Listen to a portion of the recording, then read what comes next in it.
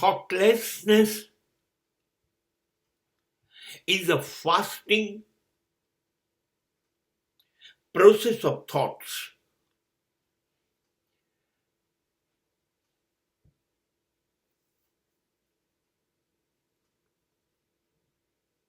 Tell your mind to be a silent.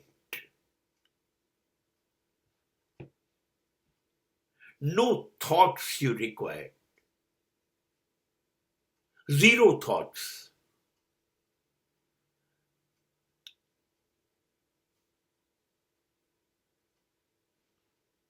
મનનું મૃત્યુ એટલે અમન જીવે. મન જ નથી તો વિચાર જ નથી. વિચાર કરતું કોણ છે? મન. શાંત રહેતું નથી અને રહેવા દેતું નથી. એ વિચાર્યા કરે છે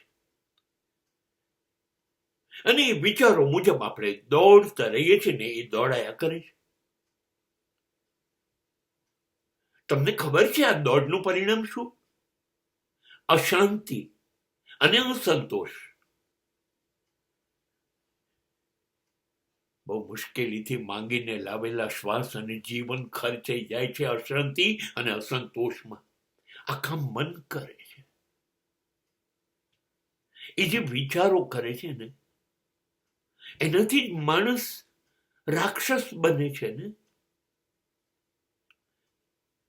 નહીતર જન્મીને તો કોઈ માણસ ગુનેગાર હોતો નથી. નહીં, એની બુદ્ધિ, એનું મન, એના વિચારો એને આતંકવાદી બનાવે, એને દાણચોર બનાવે,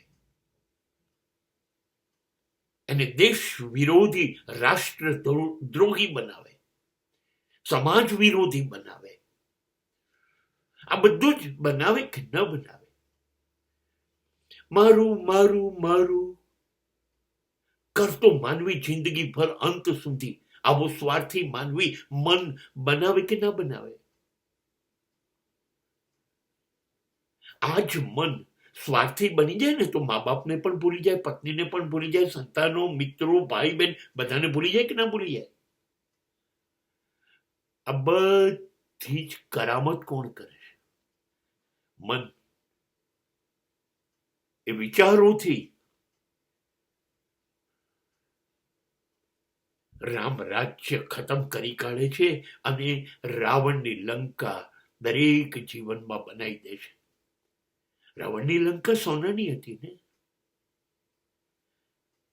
આપણે દોડીએ છીએ કે નહીં? આપણી જિંદગીને સોના પાછળ દોડતા દોડતા દોડતા જિંદગીને રાવણની લંકા બનાવી કે નથી બનાવી?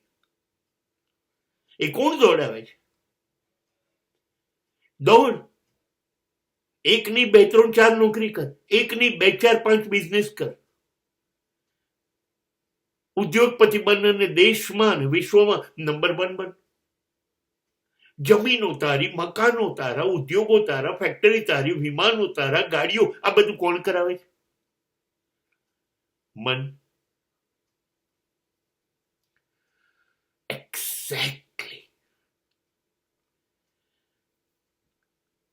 એક્ઝેક્ટલી આ બધું ન થાય માટે તમારે મન એને જ મારી નાખવું પડે. You must kill, you must murder your mind, and then there will not be any thoughts. મને જ મરી ગયું તો વિચાર ક્યાંથી હશે? અને વિચારો જ નથી તો માણસ સારો કે ખોટો કશું હોય જ નહીં શકે. માણસ માણસ જ હોય. અને જે ખૂટે છે એ તો એ છે કે માણસ માણસ નથી. તો માણસને માણસ નથી કોણ બનવા દેતું? વિચારો. બસ માણસ ખાલી વિચાર શૂન્ય થઈને જીવવાનું શરૂ કરે ને એટલે એ માનવમાંથી ઈશ્વર તરફ જતા હાઈવે ઉપર સડસડાટ દોડવા માંડે.